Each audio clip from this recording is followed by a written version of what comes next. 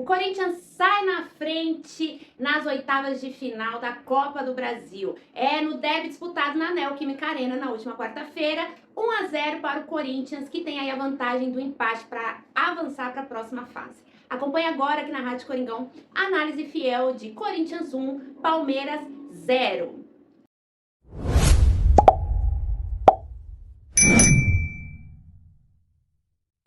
Estava uma noite muito fria aqui em São Paulo, a Neoquímica Arena ali chegou um momento que tinha 7 graus marcando no termômetro, mas a torcida tratou de esquentar o ambiente, de fazer a sua parte e os mais de 46 mil torcedores empurraram o Corinthians para essa vitória.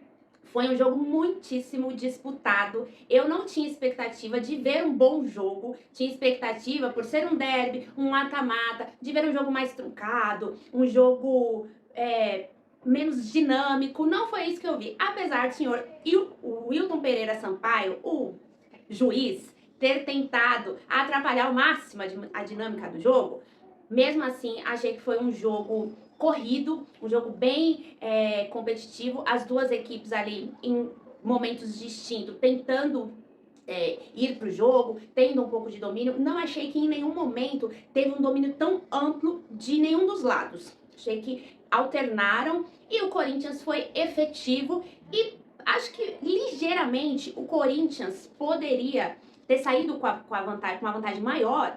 Porque se a gente considerar que o Corinthians teve um pênalti perdido, se a gente considerar que o Corinthians abriu o placar, depois teve chances ali de tentar puxar o contra-ataque para matar o jogo e por decisões equivocadas dos jogadores não conseguiram ter tanta clareza, ligeiramente o Corinthians talvez poderia ter tido uma vantagem maior. Mas se o jogo tivesse sido 1-1, não teria sido nada absurdo, porque foi um jogo muito competido.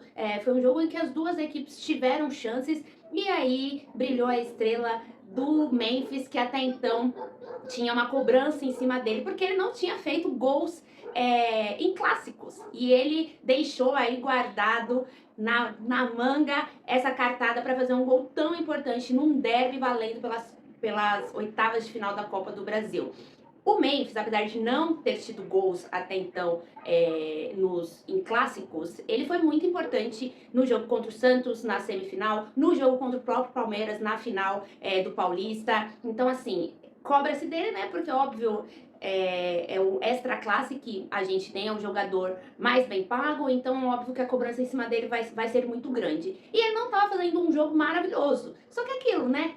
O cara técnico, o cara diferenciado, você deixa no jogo, porque ele pode a qualquer momento decidir. E o Memphis decidiu com uma movimentação muito inteligente dentro da área ali, entre os zagueiros do Palmeiras, enganou o Gustavo Henrique, porque ele ameaça que vai avançar e ele dá uma segurada e fica sozinho para cabecear um cruzamento espetacular do Mateuzinho, que foi a segunda assistência dele no Corinthians, a primeira assistência nesse ano. Então o Mateuzinho ali depois passou na zona mista falando sobre isso, né, que precisa dar mais nesse sentido, colaborar mais, mas deu uma assistência primorosa e o Memphis também com toda a qualidade conseguiu cabecear ali, já lá no segundo tempo, quase no final do jogo, que o Corinthians conseguiu abrir o placar. Até ali, primeiro tempo, o Corinthians teve mais ações ali do que o Palmeiras, mas o Palmeiras teve duas oportunidades muito claras. O Gustavo Henrique manda uma bola pra fora que bate na canela dele, quase que ele faz um gol contra. E o André Ramalho salvou uma bola em cima da linha, uma finalização, se eu não me engano, foi do Giai. Ele salva a bola, o Hugo já tinha passado, já estava batido no lance. Os dois zagueiros tiveram ali momentos muito importantes de ajudar o Corinthians. E como eu falei, o Corinthians perdeu um pênalti com o Yuri Alberto. Aos 16 minutos do primeiro tempo foi marcado o pênalti. Na verdade, a falta aconteceu aos 16 minutos, mas demorou muito tempo para que o VAR chamasse, o Wilton fosse lá analisar e decidisse pelo pênalti. Fato é que o Yuri, não acho que ele bateu mal, vejo mais mérito do Everton do que demérito do Yuri.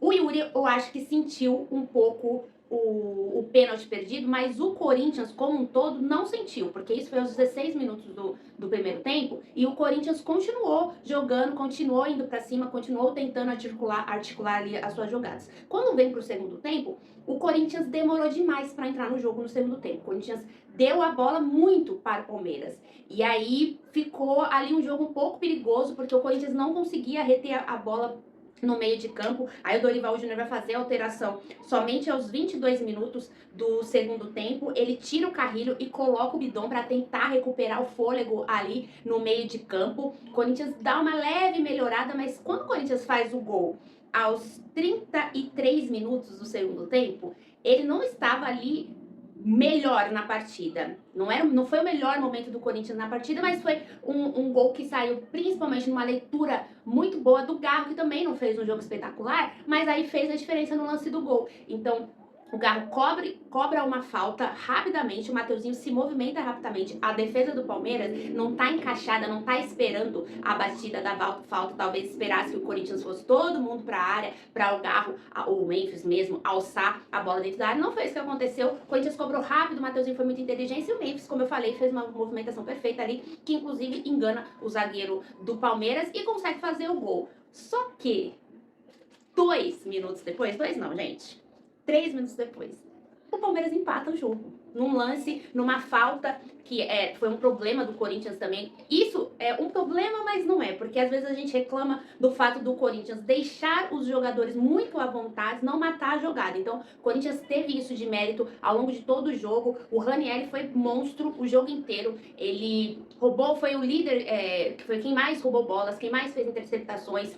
Inclusive, teve uma chance logo no começo do primeiro tempo. Ali ele aparece sozinho para cabecear na entrada da área. Recebeu um cruzamento ali e conseguiu cabecear. Levou um pouco de perigo, mas não foi com tanta força. O Ranieri muito bem, mas muito esse jogo físico, fazendo falta, parando em faltas. E aí, num lance de falta ali na entrada da área, o Palmeiras consegue alçar a bola para dentro da área. O Gustavo Gomes desvia a bola e o Maurício sozinho dentro da área faz a finalização. Só que o Gustavo Gomes estava impedido. Um impedimento milimétrico, muito difícil. Ali, tem câmera que você fala, não, tá na frente.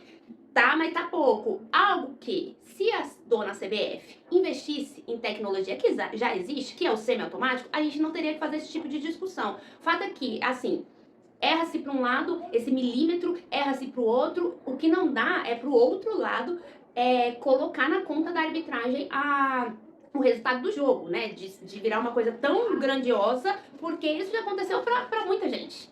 E a gente sempre discute que se tiver o semiautomático, não precisa da interferência humana. É simples, a máquina vai traçar e é muito rápido. Não teria todo o tempo que se teve para traçar as linhas. E aí gente falando, mas traçou a linha da cabeça, não traçou a linha da cabeça, traçou a linha do ombro. Enfim, fato é que o Corinthians toma um gol 3 minutos depois de fazer. Isso é uma falha muito grande. O time tem que ficar atento o tempo todo. Não pode dar esse mole. Mas o gol foi anulado. E aí, logo depois do gol, aos 41 minutos do segundo tempo, o Dorival Júnior fecha a casinha, né? Troca o Matheus Bidu pelo Angileri. Troca o Ranieri pelo Charles. Porque o Ranieri estava amarelado e estava correndo um sério risco de tomar o segundo amarelo e ficar de fora do próximo jogo. O Dorival Júnior fez essa alteração, e o Charles, que eu muitas vezes já critiquei aqui, entrou bem no jogo, conseguiu ali ser competitivo, conseguiu marcar bem. O Bidon, que entrou no lugar do Carrilho, demorou um pouco para entrar no jogo, demorou bastante para entrar no jogo, mas o Corinthians, depois que faz o gol, tem uma bobeada, mas depois consegue voltar pro jogo e aí já tá no finalzinho mesmo.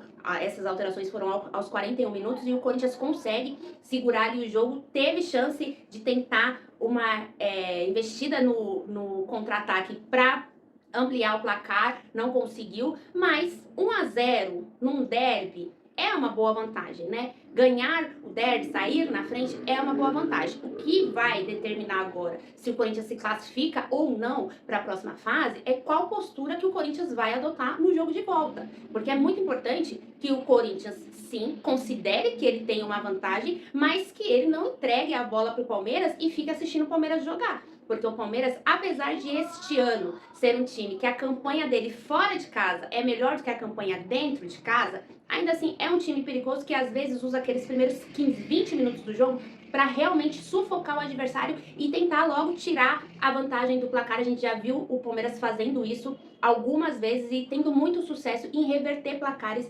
em jogos de mata-mata. Então o Corinthians precisa estar muito atento, precisa estar muito bem fisicamente, psicologicamente. Os jogadores têm que estar, de novo, com a mesma pegada, com o mesmo comprometimento de marcação. Em alguns momentos eu achei o Corinthians um time ainda espaçado, o que gera espaço para o time adversário jogar, principalmente ali no meio de campo, que as linhas ficam separadas, tem espaço para o cara pensar, observar, saber o que ele vai fazer, porque não tem ninguém chegando perto dele. O Corinthians precisa ajustar isso. O Palmeiras é um time perigoso, não está nada decidido. É uma vantagem? É uma vantagem, mas não está nada decidido. Então, espero que o Corinthians, para o próximo jogo, se prepare muito bem, vá comprometido e que pense estratégias de também jogar, porque o Palmeiras vai precisar se lançar, porque a vantagem é do Corinthians. Se o Corinthians conseguir se defender bem e tiver uma estratégia para sair rápido, fazer uma transição rápida, porque daí a gente sabe o Yuri é excelente fazer o facão, o Garro é excelente na visão de colocar as bolas ali entre linhas e deixar um jogador na cara do gol numa puxada de contra-ataque. Então, se o Corinthians conseguir dosar tudo isso, é até possível o Corinthians ganhar, por que não, o jogo lá no Allianz Parque. É isso que a gente espera que o Corinthians faça. Esperamos que o Corinthians carimbe aí na próxima quarta-feira a vaga para as quartas de final da Copa do Brasil. Mas antes, o Corinthians tem um compromisso pelo Campeonato Brasileiro, vai jogar contra o Fortaleza na Neoquímica Arena no próximo domingo. Você vai conferir esse jogo aqui na Rádio Coringão. Já deixa o seu like, compartilha o nosso conteúdo e fala qual que é a sua expectativa. O Corinthians vai se classificar para as quartas de final da Copa do Brasil? O Corinthians tem uma vantagem, mas não é uma vantagem tão boa? O que vocês esperam para esse próximo jogo? Vejo vocês na próxima análise e, lógico, vai Corinthians!